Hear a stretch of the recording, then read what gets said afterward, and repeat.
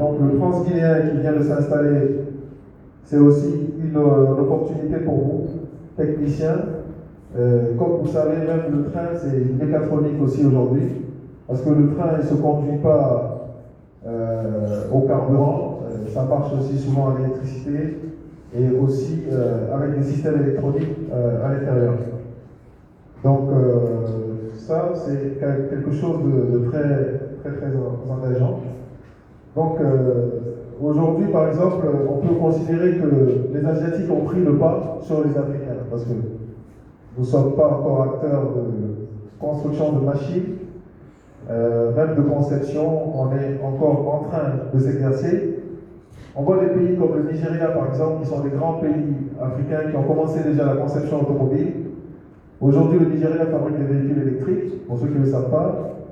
Même le Kenya, le Rwanda, ils ont des chaînes d'assemblage de véhicules. Au Ghana aussi, il y a des chaînes d'assemblage qui se sont formées. Bientôt au Bénin. En Côte d'Ivoire, pour certains moyens de transport, ils ont été assemblés sur place, mais pas encore en automobile directe. Ici, déjà, il y a une initiative d'assembler, parce que vous voyez, on a peu de formation technique en jeu pour ça, mais certaines usines sont déjà qui se présentent ici à Conakry et se projettent pour envoyer des organes d'assemblage de voitures. Et quand on parle d'assemblage de voitures, on parle de techniciens chevronnés qui vont assembler les voitures, parce qu'après l'assemblage, il faut des tests autoroutiers, il faut un service qualité, il faut que la Guinée soit évaluée. Et si ces postes-là ne sont pas pris, les Asiatiques emmèneront les Asiatiques pour les assembler. Donc, on va dire que c'est une belle Guinée, mais ça sera dommage qu'on n'y participe pas. On a envie qu'un technicien, un ingénieur puisse intervenir dans chaque ligne d'assemblage, aujourd'hui en automobile et dans d'autres projets. Donc on continue à vous présenter tout à l'heure la formation en détail. En ce moment, l'écart qu'il y a, c'est vraiment très dangereux entre l'offre et la demande. Moi, c'est ce qui me... Pour l'anecdote, moi j'étais venu à Guinée pour 2 semaines. Et aujourd'hui, ça fait 8 ans que je suis là. Vous voyez un peu? Et j'ai du mal à rentrer.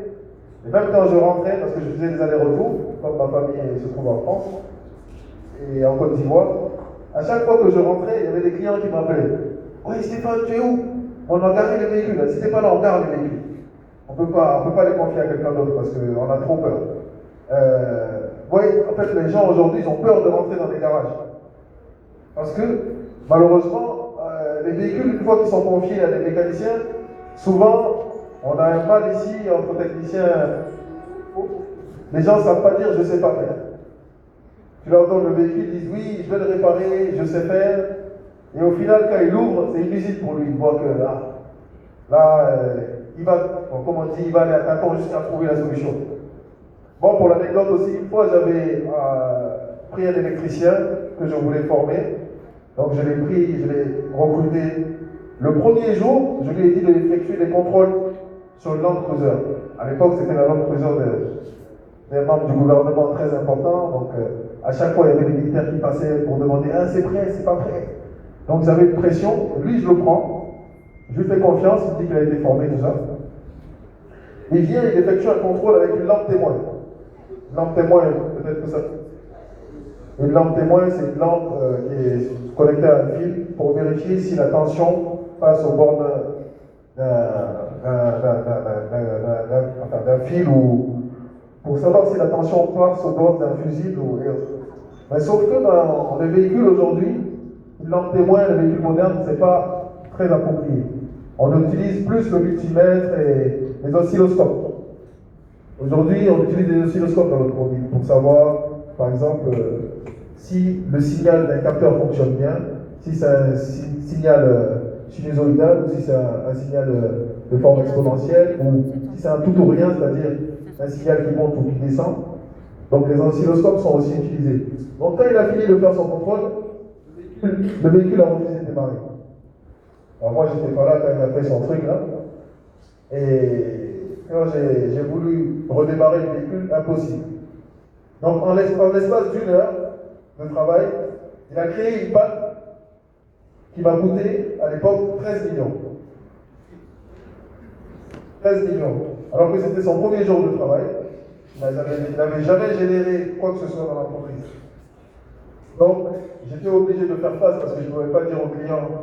Donc, j'avais des militaires qui passaient à chaque fois. Ils me disaient, mais qu'est-ce qui se passe? On veut le véhicule. Et moi, je leur disais, non, non, vous inquiétez pas. Je fais voilà, je ne pouvais pas leur dire. Donc, j'ai été obligé d'acheter une autre clé. Un autre calculateur immobiliseur, ça s'appelle. C'est là où il y a les informations de sécurité de la voiture. Parce que, comme vous le savez, une voiture, par exemple, avec les technologies Start and Stop avec le bouton, on programme une clé, c'est une clé unique pour le véhicule. Donc si la clé, les informations sont perdues, on est obligé de configurer une nouvelle clé. Donc, à l'époque, c'était un véhicule qui venait de Dubaï, et moi j'ai fait Toyota Europe. Donc, vous n'avez pas les informations. Il a fallu qu'on appelle un technicien qui était en Syrie, et un homologue, pour qu'il me donne les informations du véhicule pour pouvoir programmer. Et lui, il a demandé aussi son argent, parce que c'est normal. Donc c'est un peu ça que je conçois être un dommage, et le fossé qu'il y a entre l'offre et la demande. Vous pouvez imaginer qu'un technicien qui travaille dans les sociétés minières aujourd'hui, en tant que responsable directeur technique, peut toucher jusqu'à 4 000 $, parce qu'il est expatrié. Et vous aurez aussi cette chance-là d'aller à ce niveau-là pour pouvoir le faire, parce que je pense que tout le monde ici aimerait gagner au moins 3 000 ou 4 000 $ par mois en tant qu'ingénieur, n'est-ce pas? Voilà, donc c'est possible pour vous. Moi, je vous dis que c'est possible pour chacun d'entre vous.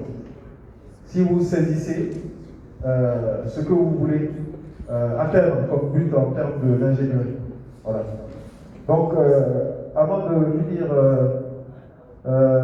d'aborder le programme, je vais tenter de reconnecter la machine et puis vous faire encore la suite du programme. Bon, je pense qu'ils sont encore en train de nous aider à faire ça. Donc,